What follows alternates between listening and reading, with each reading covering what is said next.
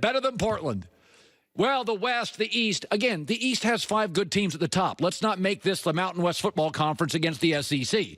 The West is better and thicker.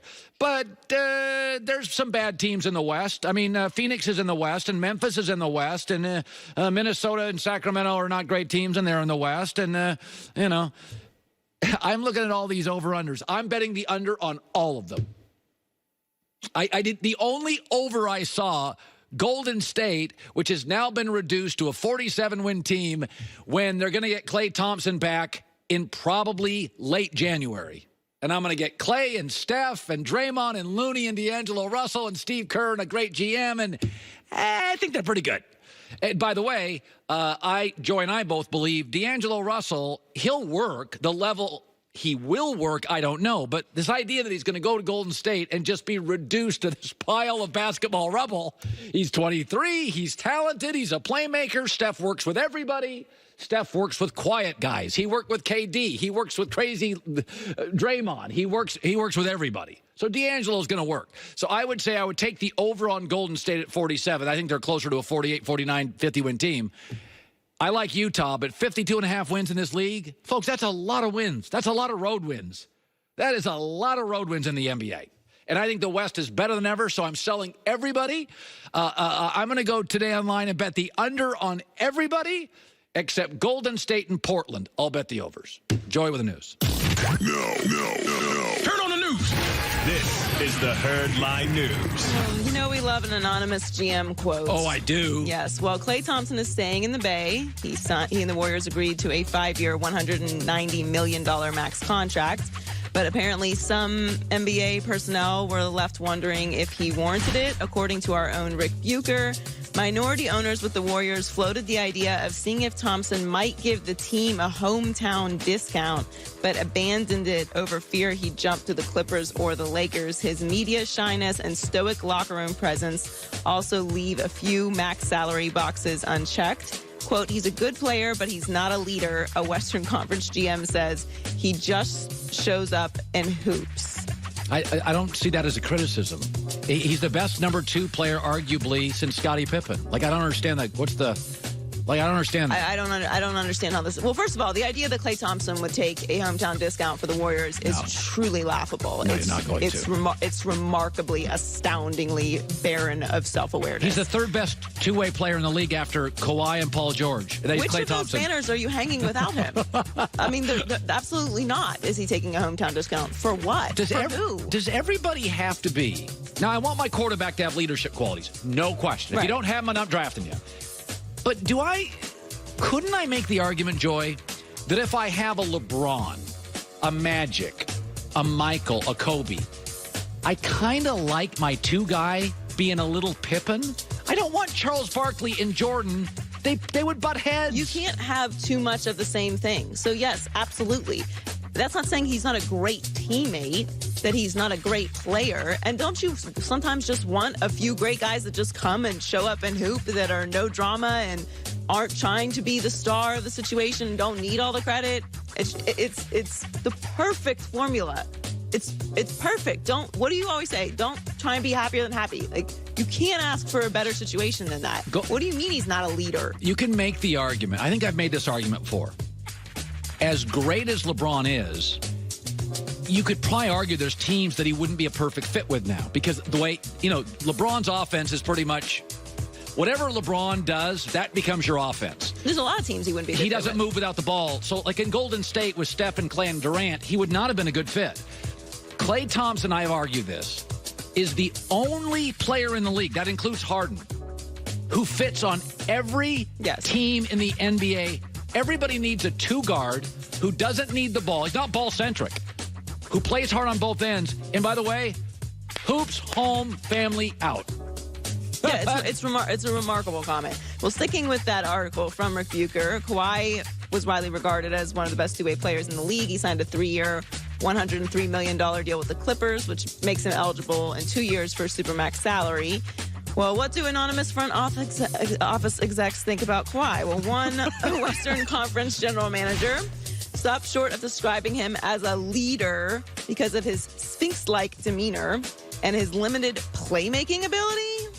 There's not a question mark there, but I'm reading that with a question because it's weird. Kawhi is great at getting his, but he doesn't elevate anyone, the GM says. He doesn't rally his team. He's not a great passer, though he's gotten better. That was the big knock on him 5 years in. Like, he didn't pass. So, like, Patrick Ewing was great, but the knock was always, you give it to Patrick, and the offense is done for the night. So, I mean, if the playmaking ability comment is related to him being a great passer, then somewhat understandable. That said, Kawhi is not a vocal leader. He isn't. That's a fair criticism. Kyle Lowry was the vocal leader in Toronto through the championship run, which makes sense because he's still there. He was there before Kawhi, and he's still there now. It was a one-year deal, and it worked out perfectly. Like we were just discussing with Klay Thompson, everybody doesn't have to be the vocal leader. Just because you are the best player on the team doesn't mean you need to check all of these random intangible boxes. He doesn't have to be the guy that's out there as Kawhi is going to be the face of the Clippers next year, for sure. He's not going to be the voice of the Clippers, which is part of the reason why he probably picked the Clippers, because the Clippers fit his personality perfectly.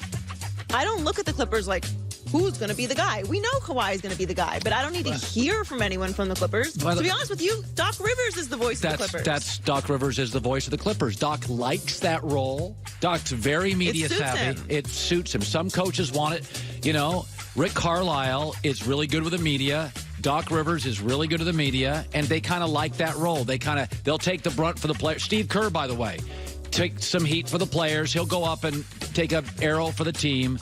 But you can't force an individual into the role of LeBron James. You know, it's funny about this. I don't want to self-analyze, but I've worked in companies, and I've had this argument with people. I'm an opinionist. I don't do play-by-play. I'm not a host. I don't like reading a prompter. And when I got to my former employer, I said, listen, you don't have a me. I don't need a prompter. Just give me a mic, get out of my way, and I'll talk. And they're like, well, we hope. And I'm like, you're trying to make me what I'm not. Just accept what I am. It took me like 6 years at my old place for them to go, you're kind of an interesting guy who has opinions. And I'm like, that's all I do. Well, like you're 100% right. That's all I do. And that is the conundrum of most every human being that's ever walked this planet, is trying to make other people into something that they're not. Like, don't. Like, if you marry somebody, deal with their qualities, appreciate the good. Don't try to alter that's not who they are. People change when they want to change. Right. We're getting very philosophical right now. But the point is that's not who Kawhi is, and that's not who Klay Thompson is. And both of those qualities in their own individual way is what makes them great. Here's what Kawhi does. Get you buckets and can guard anybody. I'm good. Seacrest out. That's good. Thank you. Get buckets, guard anybody. He guarded Giannis. I'm good. Get buckets, guard. I don't need you to analytically check everything. No. I don't. So finally, Steve Kerr is ready to have Shaq pay up on a comment made several years ago. Shaq's Lakers won 3 straight championships from 2000 to 2002, and then made the NBA Finals before losing to the Pistons in 2004. Well, Shaq thought the team's accomplishment of making 4 NBA Finals in 5 years was so impressive that he said this in an interview. If a coach takes a team to the Finals 4 out of 5 years, I'll kiss his feet on Fear Factor with cheese on it. On Fear Factor? I will. It'll never be done again. Well, he said that very straight-faced. It has been done again. Yeah. Shaq responded to Steve Kerr, who tweeted, "Hey, Shaq, I'm going to do us both a favor and pretend that David West didn't send this to me this morning." And Shaq responded, "I guess I'll see you in Fear Factor and make sure it's Kraft cheese." I would go with Munster myself. Did you ever watch Fear Factor? Yes. I thought it was fascinating. It was the best bad show on TV. But it was very anxiety. It was very compelling in that it just gave you anxiety imagining being in those situations. Like when they put people in like the containers with all the cockroaches and stuff. I think if my options were spiders or cockroaches, I think I'd probably go with spiders. Joe Rogan has done 2 TV shows. News Radio, which I contend is the most underappreciated show in the history of sitcoms. News Radio, to me, was the funniest show on TV. Listen, Seinfeld was great. Everybody loves Raymond. They're all great. News Radio was hysterically funny, was on forever and never got love for some reason. Then Joe Rogan was on the Fear Factor, where people had to live with cockroaches, and you could not take your eyes off it. And now he's got a great podcast. Yeah, he's a huge podcast. That guy has figured something out. Yeah, Fear Factor was. They should bring Fear Factor back. It was so random. I can't watch anything awkward on TV. Like if there's an awkward moment coming up in a movie, I change it. I can't do it. I can't do it. It's giving me anxiety talking about it now. I can't do it. And I can't do situations where people are cramped. So are you claustrophobic? I don't put myself in claustrophobic situations, because when I do, I still like remain very calm. But yeah, I can't do it. Like this. Have you ever seen the movie Escape Room? Just not comfortable with any of that My stuff. hands, literally pour sweat. I can't watch Jeopardy if somebody is struggling. Me either. I can't do it. I don't know what it is. I can't watch so it. Weird. If there's somebody on Jeopardy and they're getting crushed, I feel so bad for them. Yeah, I can't do it. I can't get involved in that. By the way, you ever heard of the show Intervention? Yes. I can't watch people's lives crumble on TV. Yeah, that show is very difficult to watch. It was so too. depressing. It has some moments that are interesting, but once they get in the room, I'm good. Yeah, I'm with you on that. We're very similar. And I don't that want to watch Shaq lick cheese off Steve Kerr's feet either. Out on that. Joy with the news. Well, that's the news. And thanks for stopping by. The Herd Line I said it was News. Zeke Elliott. You think I'm nuts on this? I'd consider moving him.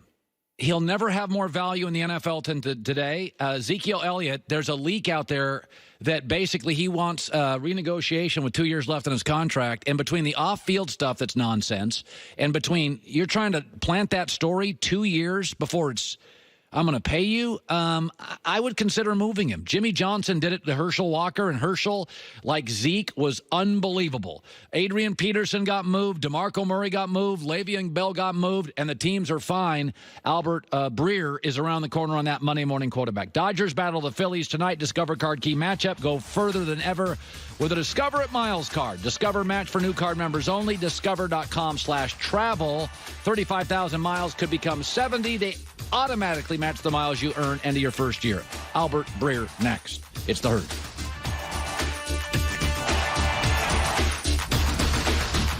Ow. Guys, come on. Quit it. Okay, do I have to break you guys apart? Ow. Stop touching me. That's it. If you don't stop, I will eat all of you alive right now.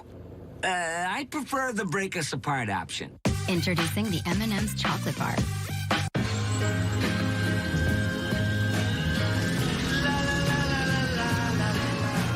Home. It's so much more than a house. It's your own freshly cut fairway. For over 30 years, Rocket Mortgage has helped millions of Americans finance the home of their dreams. Nope. So you can focus on making your house home.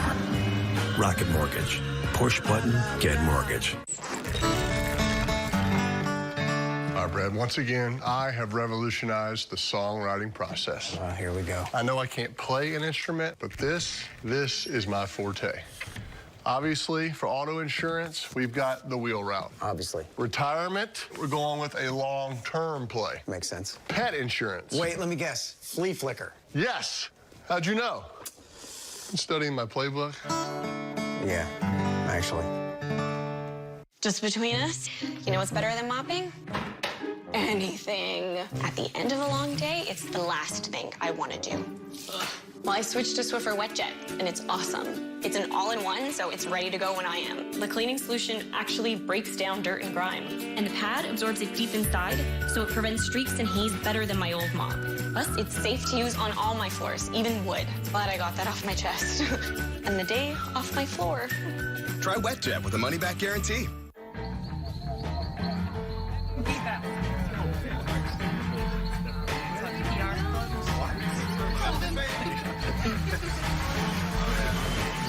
Creating the perfect night